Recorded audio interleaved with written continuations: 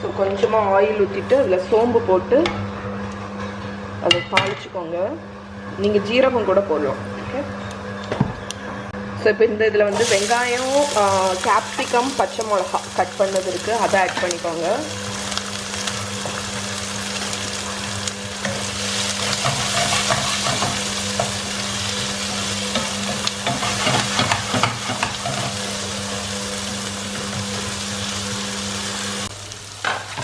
So இப்போ நம்ம வெங்காயம் இதெல்லாம் கொஞ்சம் வதங்கினதுக்கப்புறம் தக்காளி ஆட் பண்ணிடுங்க.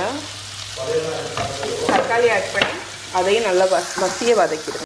ஸோ நம்மளோட வெஜிடபிள்ஸ் எல்லாமே நல்லா வதங்கியாச்சு. இதில் ஒரு 1/2 டீஸ்பூன் மஞ்சள் பொடி போட்டுக்கோங்க. அதுக்கப்புறம் சில்லி பவுடர், கொஞ்சம் ஜீரக பொடியும் நான் போடுவேன். ஸோ சில்லி பவுடர் காரத்துக்கு, அதுக்கப்புறம் ஜீரக பொடி ஒரு 1/2 டீஸ்பூன்.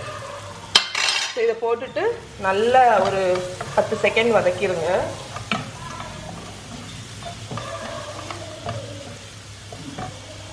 ஸோ இப்போ இதில் என்ன ஆட் பண்ண போகிறோம்னு பார்த்தீங்கன்னா, உருளைக்கிழங்குக்கு பதில் கடலை மாவு ஒரு 1/4 கப்லேருந்து 1/2 கப் வரைக்கும் கடலை மாவு ஆட் பண்ணிக்கலாம்.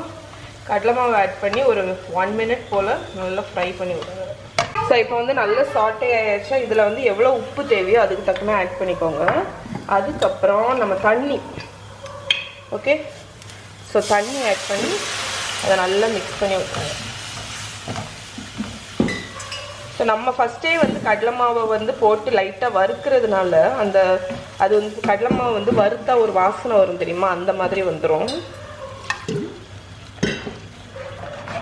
ஸோ இது வந்து சப்பாத்தி, பூரி அதுக்கெல்லாம் வந்து ஒரு டிஃப்ரெண்ட்டான ஒரு சைட் டிஷ்ஷாக இருக்கும்.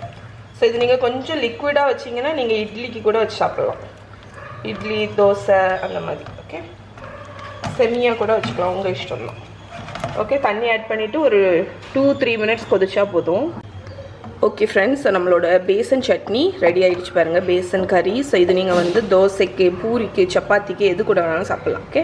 ஓகே ஃப்ரெண்ட்ஸ், ஸோ இதுதான் வந்து நம்மளோட பேசன் சட்னி.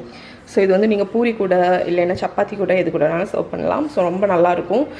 10 நிமிஷத்தில் உங்களுக்கு வந்து செஞ்சு முடிச்சிடலாம். ஓகே.